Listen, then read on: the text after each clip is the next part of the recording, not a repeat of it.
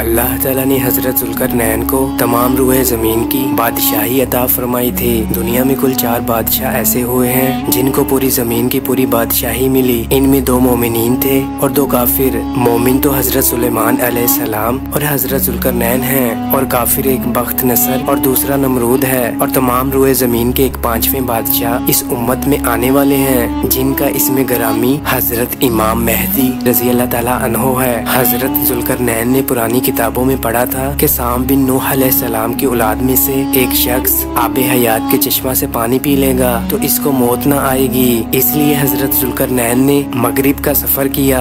आपके साथ हजरत खिज़र अलैहिस्सलाम भी थे। वो तो आबे हयात के चश्मा पर पहुंच गए और इसका पानी भी पी लिया, मगर हजरत जुल्करनैन के मुकद्दर में नहीं था, वो महरूम रह गए। इस सफर में आप जानिबे मगरिब रवाना हुए तो जहाँ तक आबादी का नामो निशान है वो सब मंजिलें तय करके आप एक ऐसे मुकाम पर पहुँचे कि इन्हें सूरज गुरूब होने के वक्त ऐसा नजर आया कि वो एक स्याह चश्मा में डूब रहा है। जैसा कि समंदरी सफर करने वालों को आफताब समंदर के काले पानी में डूबता नजर आता है, वहाँ इनको एक ऐसी कौम मिली जो जानवरों की खाल पहने हुए थी। इसके सिवा कोई दूसरा लिबास इनके बदन पर नहीं था और दरियाई मुर्दा जानवरों के सिवा इनकी ग़िज़ा का कोई दूसरा सामान नहीं था। हजरत जुल्करनैन ने देखा कि इनके लश्कर बेशुमार हैं और ये लोग बहुत ही ताकतवर और जंगजू हैं, तो हजरत जुल्करनैन ने इन लोगों के गिर्द अपनी फौजों का घेरा डालकर इन लोगों को बेबस कर दिया। चनाचा कुछ तो ईमान ले आए और कुछ आपकी फौजों के हाथों मकतूल हो गए। फिर आपने मशरिक का सफर फरमाया, यहाँ तक कि जब सूरज तलू होने की जगह पहुँचे तो ये देखा कि वहाँ एक ऐसी कौम है जिसके पास कोई इमारत और मकानात नहीं है। इन लोगों का ये हाल था कि सूरज तलू होने के वक्त ये लोग जमीन की गारों में छुप जाते थे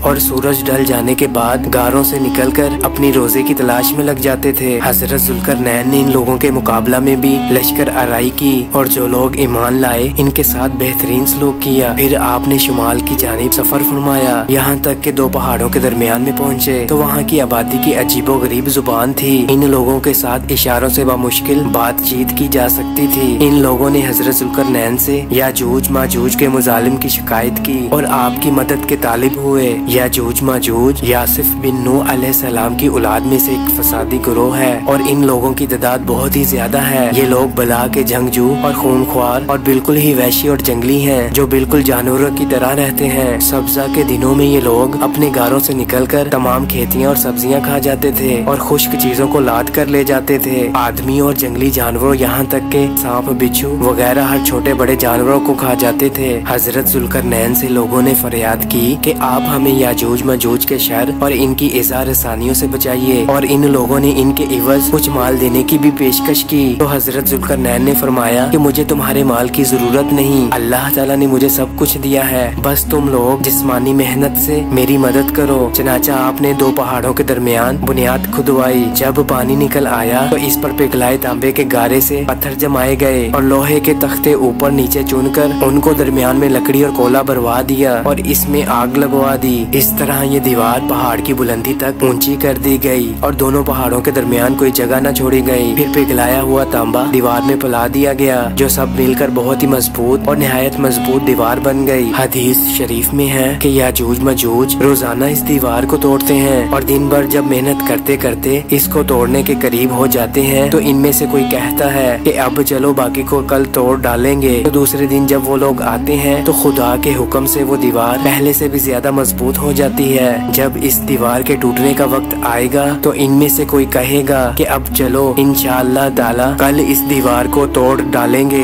इन लोगों के इंशाअल्लाह ताला कहने की बरकत से दूसरे दिन दीवार टूट जाएगी। ये क़यामत करीब होने का वक्त होगा। दीवार टूटने के बाद याजूज मजूज निकल पड़ेंगे और जमीन में हर तरफ फितना फसाद और कत्लो गारत करेंगे। चश्मों और तालाबों का पानी पी डालेंगे और जानवरों और दरख्तों को खा डालेंगे और जमीन पर हर जगह में फैल जाएंगे। मगर मक्का मुकरमा, मदीना तैयबा और बैतुल मकदिस, इन 3 शहरों में ये दाखिल ना हो सकेंगे। फिर हजरत ईसा अलैहिस्सलाम की दुआ से इन लोगों की गर्दनों में कीड़े पैदा हो जाएंगे और ये सब हलाक हो जाएंगे।